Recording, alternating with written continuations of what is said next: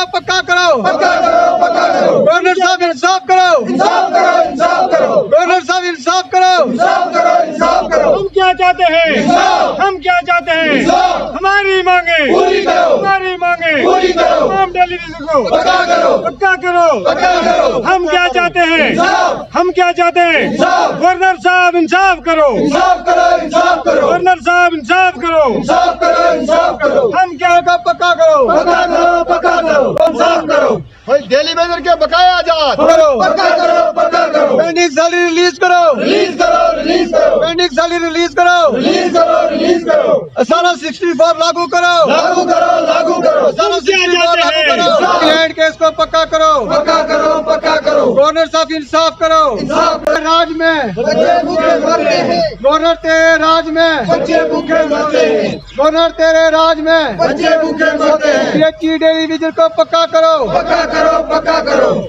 हम क्या चाहते हैं? इंसाफ। हम क्या चाहते हैं? इंसाफ। इंसाफ के आगे झुकना पड़ेगा। पक्का करो, पक्का करो। लाज़मी जिंदाबाद। हमारी मांगे पूरी करो, हमारी मांगे पूरी करो। हम क्या चाहते हैं? इंसाफ। हम क्या चाहते हैं? इंसाफ। इंसाफ के आगे, झुकना पड़ेगा। इंसाफ के आगे, झुकना पड़ेगा। सारे छोट को, लागू करो, सारा 64 को लागू करो। सारा जिला पुंछ के बाकी तहसीलों के साथ साथ तहसील मंडी में भी महकमा जल शक्ति की जानिब से मंडी में अपनी मांगों को लेकर एक ज़ोरदार एहतजाज किया गया। इस मौका पर मुताद्दद इलाकों से आए हुए उन आर्जी मुलाजमीन ने एहतजाज में हिस्सा लिया जिन्होंने सरकार को या महकमा जल शक्ति को अपनी ज़मीनें डोनेट की हैं, वो इस गर्ज से कि उन्हें नौकरी फराहम की जाएगी। इन आर्जी मुलाजमीन के साथ कई वादे किए लेकिन अब तक वो वफा हुए नहीं।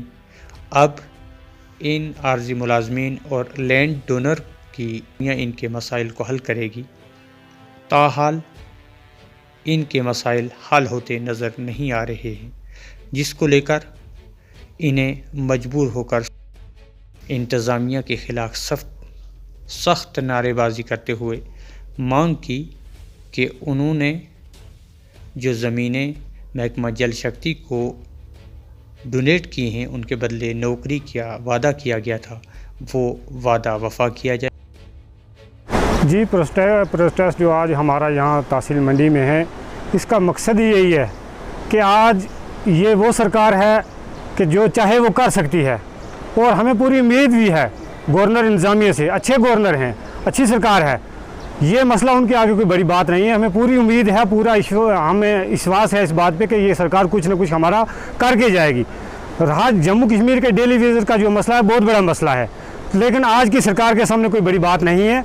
ये हमारे बच्चों का मुश्किल है, हमारी पूरी ज़िंदगी हमने तबाह की है, गवर्नमेंट को सर्व किया है, पब्लिक की सेवा में हम 24 घंटे खड़े रहते हैं। कोरोना के हालात में हमने लोगों को घर घर तक पानी पहुंचाया, कर्फ्यू रहे, हालात ख़राब रहे, कोई देश का कोई और ऐसा सिस्टम आ जाए, आंधी आ जाए, तूफान आ जाए, हमें खड़ा रहना होता है।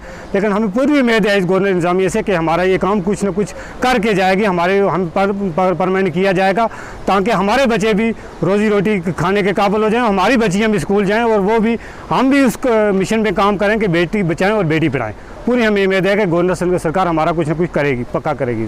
कोई पुरसान हाल नहीं है, कोई मददगार नहीं है, तो सिवाय इस रास्ते के और कोई रास्ता हमारा नहीं है।